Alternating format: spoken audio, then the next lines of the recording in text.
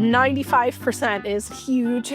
I don't know if 95% Israelis agree on almost anything else, but Israelis are very happy with Trump right now. This is Phoebe Maltz Bovy, and you're listening to The Jewish Angle, a podcast from the Canadian Jewish News that attempts to make sense of the confusing moment in Jewish history that we are all living through. I realize that could describe all the moments of Jewish history, but bear with me all the same.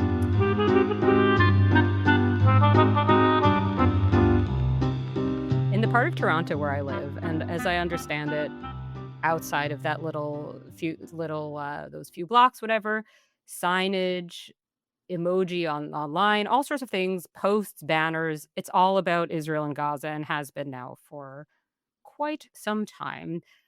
And a lot of the time outside of the region, the conflict serves as a proxy for whatever people are bothered about locally. This has long been the case in France, that, conflicts in France sort of use what's happening in Israel or near Israel as a proxy. And now that's happening in North America as well. But while that can all be interesting to discuss and a valuable thing to think about, for a show called The Jewish Angle, I think there should be the at least occasional view from Israel itself. And, like hearing from Israelis, hearing what's actually going on, to know, because I'm really curious what Canadian and other diaspora Jews are missing about this moment. For this, to partially address this, um, or maybe fully, because I'm sure, Lahav, you speak for the entirety of Israel. I'm grateful to have on the journalist Lahav Harkov.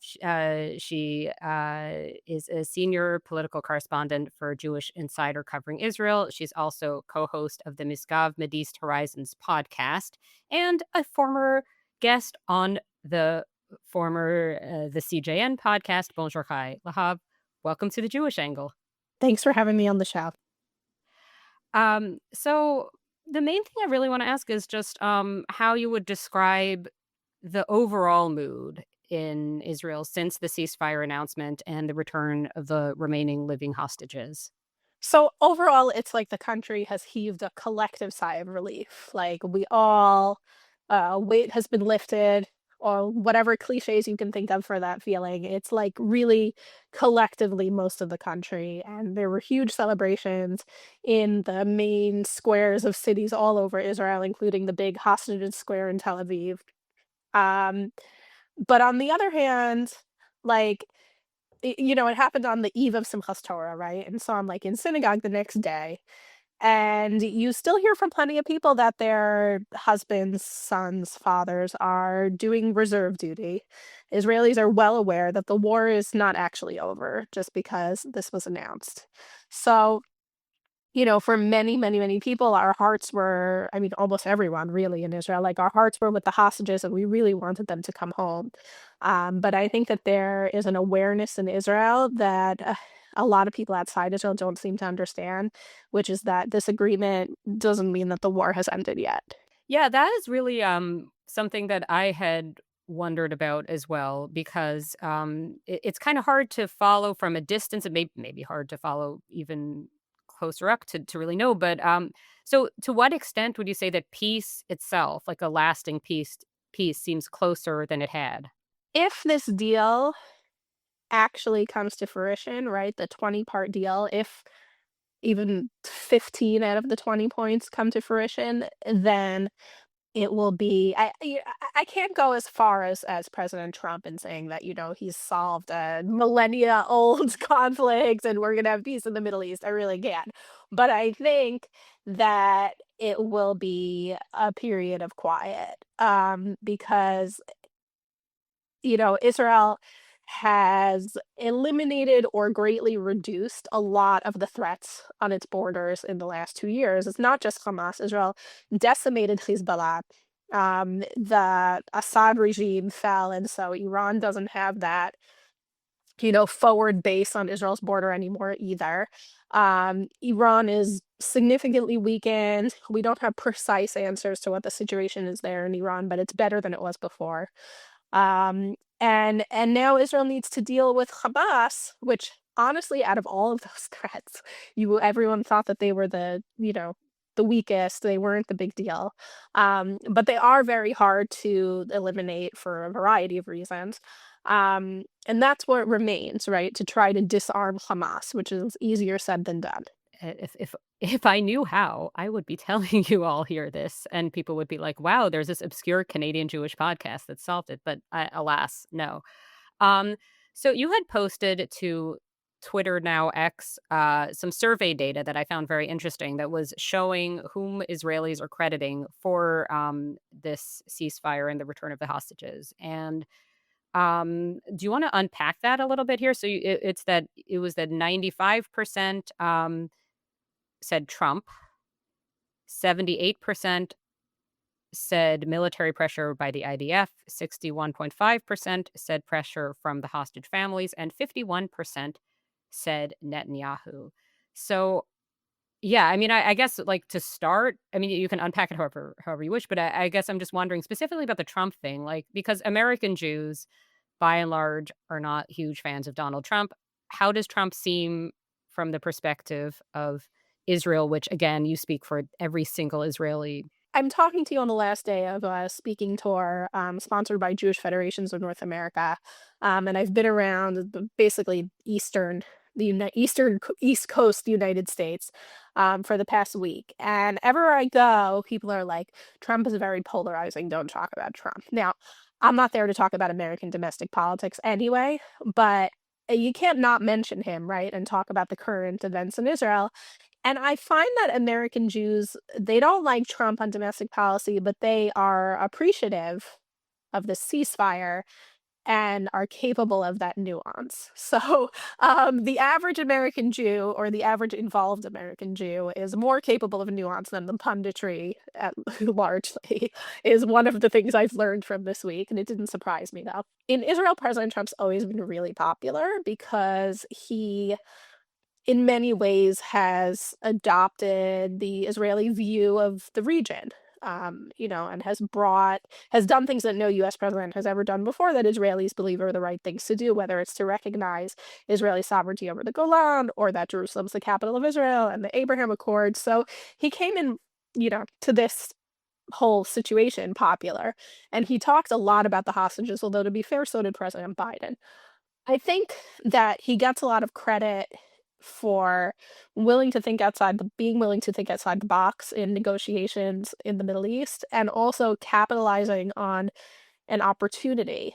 And that opportunity was Israel's botched assassination attempt of Hamas leaders in Qatar, right? I think there was this recent interview with President Trump in Time magazine where he said it was a big mistake, but also the Qataris came to him and they were very upset and very nervous about this.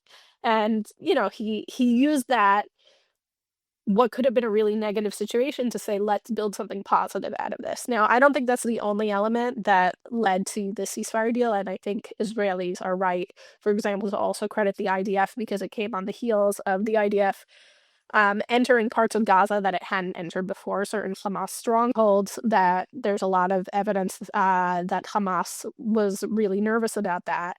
But 95% is huge. I don't know if 95% Israelis agree on almost anything else, but Israelis are very happy with Trump right now. Now, you contrast that with the 51% Netanyahu, which is really interesting. Like, Thank you for anticipating my next question. yeah, like the IDF, the broad strokes of its actions wouldn't be happening without Netanyahu okaying them, right? So there's a lot of place here to give Netanyahu credit if you want to. But he's a very polarizing figure in Israel and has been for a long time. And so I think it just kind of falls on partisan lines where, like, if you're inclined to like Netanyahu or if you're right leaning, then you give him credit. And if you are left leaning, don't like Netanyahu, then you don't give him credit. And it's just a partisan thing.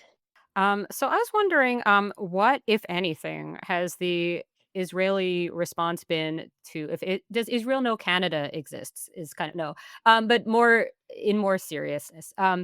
What, if anything, yeah, has the Israeli response been to Canada recognizing Palestine? So I think the average Israeli probably don't really know, because the other countries that recognize, like the UK, France, Or maybe just all of them, in which Canada is kind of Right, it was roped one in. out of, I think, 11 countries in the same Yeah. week. Yeah. But I think in the headlines in Israel, like, France was at the top of the list because they sort of initiated this whole wave of recognition. And Macron has this tendency to, like, lecture other countries that Israel, and I'm sure not only Israel, finds very annoying. So France was definitely like leading the news in there. English speaking Israelis, Israelis who are immigrants to English speaking countries or whose parents are immigrants, I think are probably a little bit more aware of this.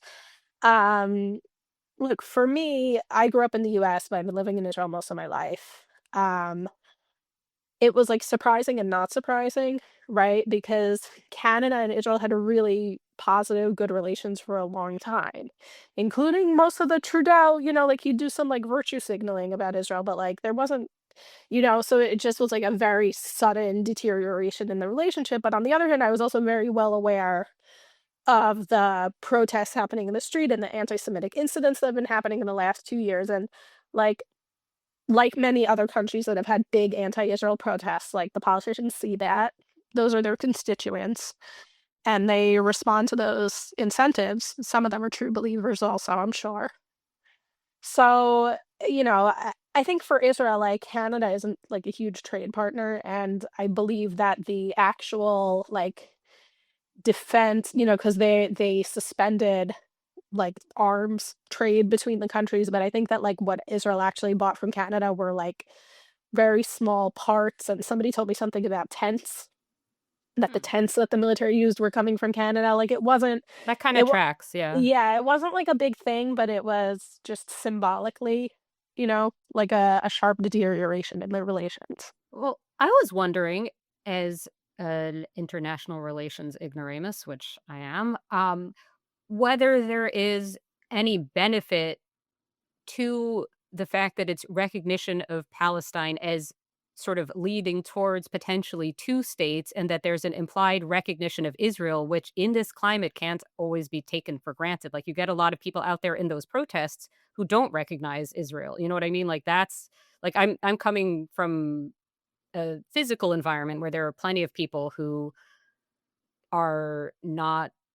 And that I will ask about Mamdani also, but for now, speaking of Canada, when I see leaders of countries like France and Canada, in the UK and so forth, recognizing Palestine and recognizing Israel, to me, this almost seems like, given where things are at, I don't want to say a compromised position, but maybe? Is there anything to Well, that? I think these are all countries. Maybe not all of them, but most of them are countries that have recognized Israel from the time of its establishment, basically. Right? I mean, Yes, of even course. technically Yes. 6 months before its establishment was the United Nations vote. Mhm. Um, so, for them, it's not, maybe it's not a given in the sense that it's become a less popular position politically, but it is a given in the sense that, like, for a country to cut off relations with another country is a very dramatic thing that, like, doesn't happen a lot. Um, so I don't think that, like, anybody was thinking that that was gonna happen in any of these countries. Now, recognizing a Palestinian state is in some ways, it's a like, I hear the explanations that these countries give, but, like, it is strange because it doesn't actually exist on the ground, right? Like, it still doesn't exist in the ground, and it happened at a point in time where it's very clear that it's not going to lead to negotiations to make it happen on the ground, right? So I just, like, look at these countries who say that that's the goal, and I'm like, it just doesn't make sense, right? Like, the math isn't mathing.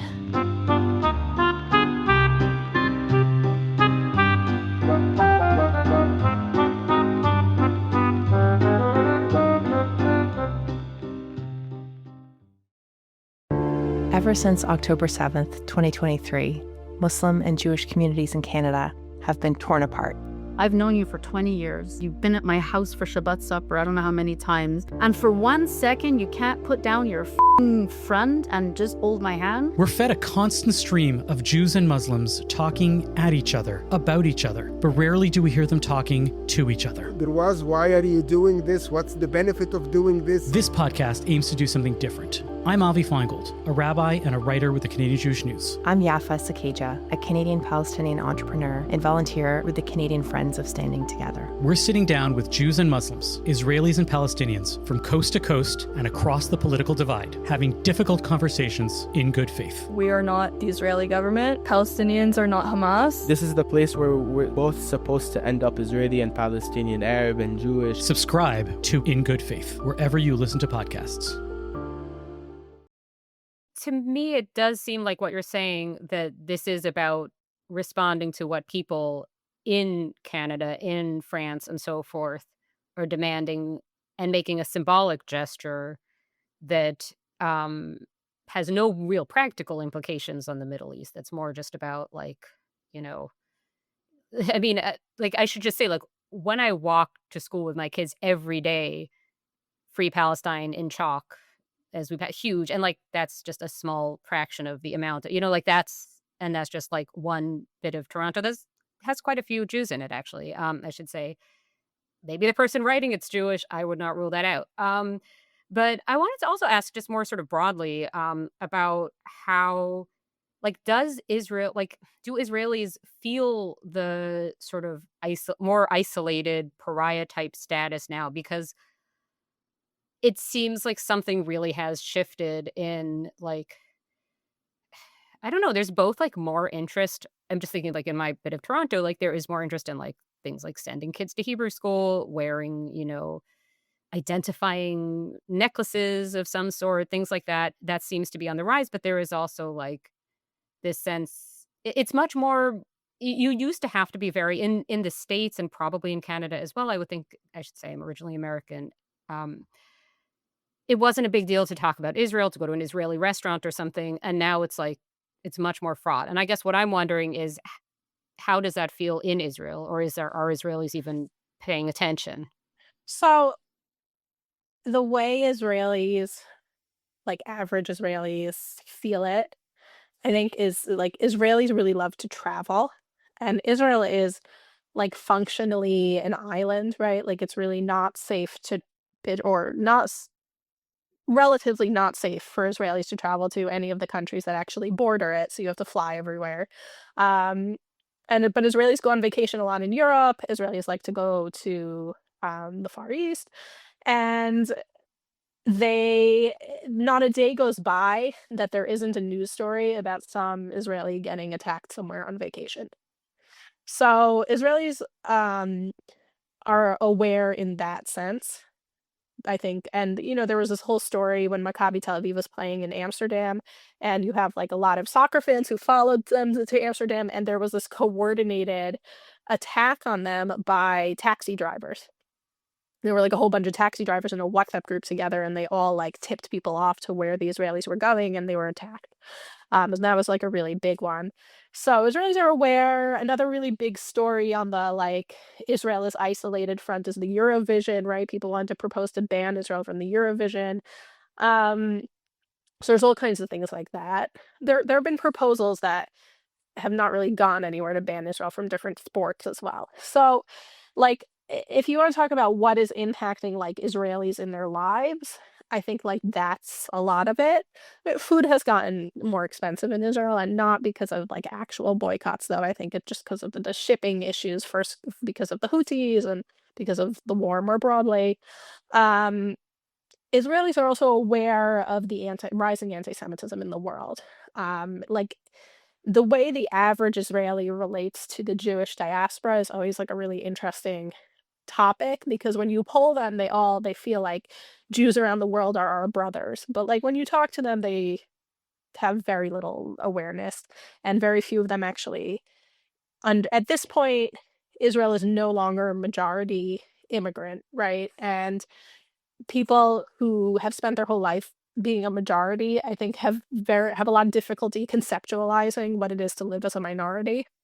And so they see on the news that anti-Semitism is rising around the world. They see the pro-Palestinian protests. They see violent anti-Semitic incidents, but I don't think that they really get it.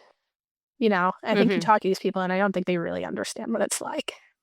So I could see how the traveling issue would affect, like any young Israeli trying to go somewhere, or not necessarily young, but whatever. But I'm thinking also now of like cultural boycotts and the sort of the intelligentsia or whatever, like the intellectual kind of elite world, because there've all been all sorts of cultural boycotts of Israeli products of all kinds, of anything that touch something, that touch something, that touch something that has some sort of Israeli thing. And I guess what I'm wondering is, in that kind of world, like academia, the arts, things like that,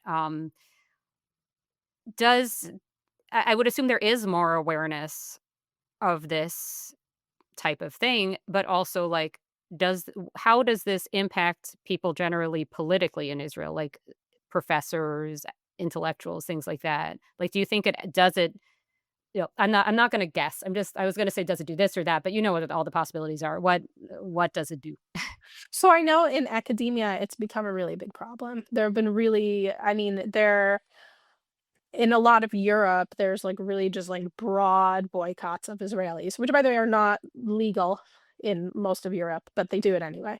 And so academics are very concerned about not being able to publish, which is what you need in order to advance your career. So that is a real issue in academia. And in fact, they have in Israel the Committee of University Presidents. I'm getting the name wrong. I don't know what it is in English, but that's more or less what they are. And they hired, not long after the war started, they hired a recently retired foreign ministry diplomat to lead like efforts to try to reverse things and even have lawsuits in countries where it's relevant. So certainly on the academic level, like they're really trying to fight this, and it's a concern. Recently, there was a letter in Hollywood signed by like hundreds of people. Some of the prominent names were Javier Bardem and Susan Sarandon. Um, that they wouldn't work with Israelis, basically. Or I think they said like complicit with the apartheid regime or genocidal regime or whatever it was that words they used, but they meant Israelis. And like the irony is that the Israeli film industry, probably like film industries in most of the world, is like very left wing and opposed to the government. And if there was anyone who was going to be calling out the IDF because they believe that whatever what they're doing is excessive, like that would be the industry to do it, right? And so you would see like different unions in the film industry like wrote these like response letters who were like, you are boycotting the peace movement in Israel if you're boycott. But people don't care about that, right? Like if people wanted nuance, they wouldn't be signing letters boycotting an entire country's industry. Do you get many people in that world who are just like, I mean, I guess I know it exists among some very religious Jews, but do you get any who are like joining up with anti-Zionism despite, living in Israel and that? Or is that more just like a There's certain group of very religious Jews and nobody else? No, I mean, also the very religious Jews, like it's not like the Neturei Karta in New York who like march with the Palestinians. Like the very religious Jews in Israel are like, it's a very Well, small some are Zionist. I numbers. mean, yeah, Right. yeah, It's very small numbers, yeah. the ones who are anti-Zionist. So there's like non-Zionist, right, where they live in Israel, but they don't like believe that there's anything special about living in Israel per se. I mean, they Mhm. believe in the holiness of the land, but not that there's not anything special about the government, right? And then there's the ones who are anti, but like they express it in a totally different way than, people who are in New York who are like marching with Palestinians but are Hasidic. They mainly express it in it has nothing to do with the Palestinians for them. It has to do with Right. like So for the laws of Israel. Yeah. more secular Jews, like, do you get like the Yeah. So in yeah. academia, like there's I don't know. It's a very small percentage, but they exist. And there's people who have Mhm. been like that even before the war. The guy who started the BDS movement was like in grad school in Tel Aviv while starting the BDS movement. He's Mhm. Um, I don't even know if he's actually Palestinian or maybe his parents are Palestinian. He was born somewhere else, and then he was like married to an Israeli Arab and like living in Israel while telling the whole world to boycott Israel. So you have that kind of thing, and then you do have Jews also who are like that, but it's not like a very big phenomenon. it's a strange moment now in the States politically with respect to Jews. Sorry, Canadian listeners, I'm mentioning America. We're going to just bracket that. There's Zoran Mamdani likely going to be, the mayor of New York, with some Jews big supporters of him, some not. Seems like he has a lot of Jewish support. Then, and I do not say this to equate the two remotely. I don't. I've written about this. I do not see these at all as at all the same. You have something like Tucker Carlson having a friendly chat, it sounds like, with Nick Fuentes, who's some sort of a Nazi for the very online or something. I don't quite get who he is. Something I'm like too that, old. yeah. I'm too old to know. But he's like, I don't know what exactly he calls himself, but something in that realm. And Tucker Carlson is obviously like a household name, like right-wing pundit, household name type guy, not like he's not, I mean, he's not, how to put this? Like, he's not fringe in the sense, like, he's fringe in certain viewpoint stances, but he's like not obscure. And I guess what I'm wondering is, like, from the perspective of Israel, okay, because like to me, I see this. I don't think that New York is about to be like, I'm not worried about New York. I think New York's gonna be fine. But does left or right wing anti-Semitism in the kind of North American or Western maybe sphere seem more dangerous from an Israeli vantage point? So again, like, I'm in a different place than most Israelis because I write for an American publication, and Right. I'm very much in contact with American Jews, and very aware of these things. I think the average Israeli, first of all, is probably more aware basically of Muslim anti-Semitism, right? Because that's what they're seeing in more of the world than the US, right? And so I think that the place that Zoran Mamdani is coming from fits into their like pre-existing understanding of things probably better. Even though I think that it's a lot more complicated than that. Like, I think that the messaging of Zoran Mamdani when it comes to Israel is a lot more just rooted in left-wing messaging than any kind of Muslim Islamic. I mean, that's the case in a lot of places, even though it's people who are, in many cases, people who are Muslim. But um, I don't think that Zoran Mamdani is like an Islamist, even though you have people on the internet saying that. That's No, the I don't point I'm think trying so. to I, make. I don't Yeah. think so No, I'm just either. saying. I'm saying because I don't want what Yeah, I said to yeah, be yeah, twisted. But I yeah. think that for Sure. Israelis, like, he fits into their like preconceived like notions of anti-Semitism. But I after Charlie Kirk was assassinated, it was shocking to me how many Israelis knew who he was and were obviously very upset. It was shocking to me because I just assumed that he was on my algorithm because I'm like an English speaker and I consume a lot of English media. But as it turned out, someone out there had been putting Hebrew subtitles on some of the things he was saying, and Israelis were really seeing it and they were really upset. And I've learned that Israelis are more aware of like the Tucker Carlson and, to get even crazier, Candace Owens phenomena than I would have thought. And I think this is sort of a new thing because I think it's sort of related to Israelis being a lot more concerned about what the world thinks of Israel than they had been before the war because they realize what a problem it is, and it just was less of a concern before.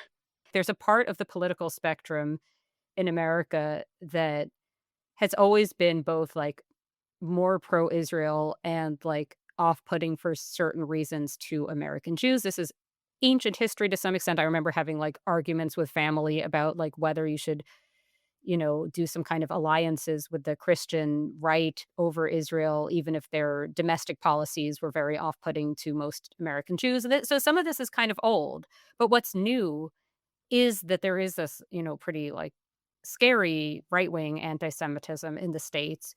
And then you have the thing that's called left-wing anti-Semitism. There is certainly left-wing anti-Semitism, but you also have things like, yeah, I think with Mamdani that like he gives no indication of malice towards New York's one or two Jews. You know what I mean? Like New York is a very Jewish city, and he does not appear to me, to have it in for Jews locally. Now, whether he has it in for Jews in Israel is a separate question.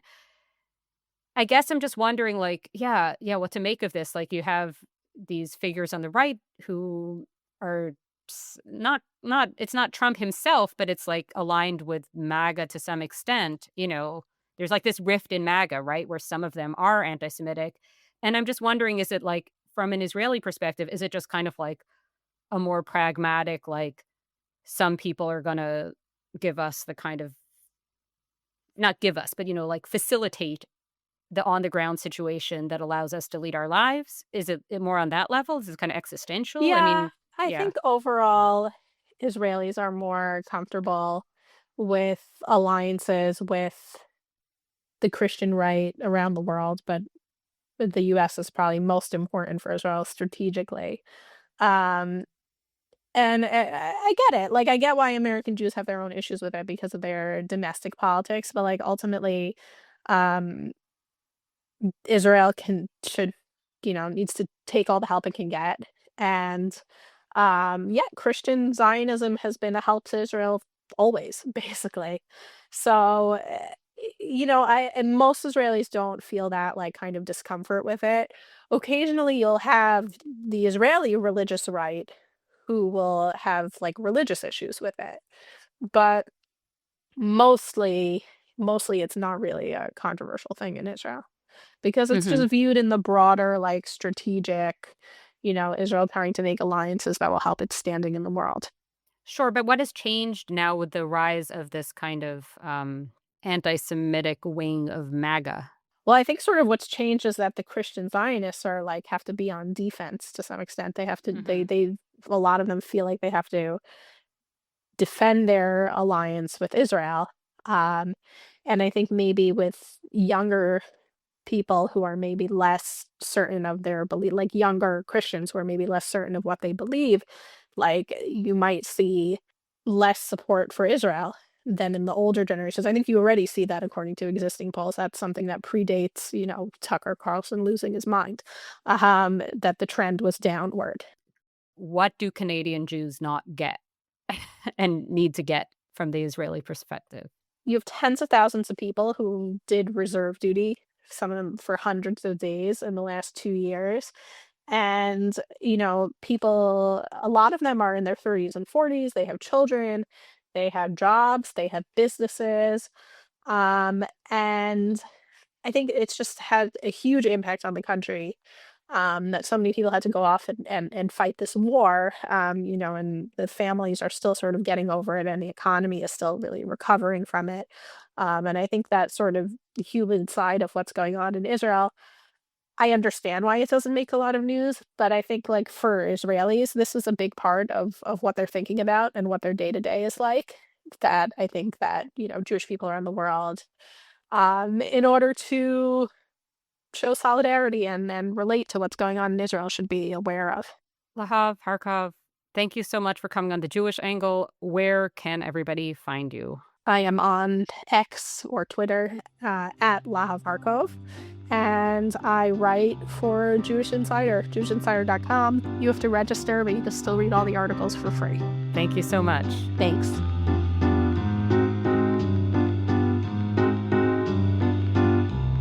Thank you for listening to The Jewish Angle, a podcast from the Canadian Jewish News. This has been Phoebe Maltz Bovy, opinion editor of the CJN and a contributing editor of Scribe Quarterly, the CJN's print magazine. The show is produced and edited by Michael Fraiman. Our music is by Frank Freeman. If you've enjoyed this episode, please subscribe to The Jewish Angle wherever you get your podcasts. Thanks for listening.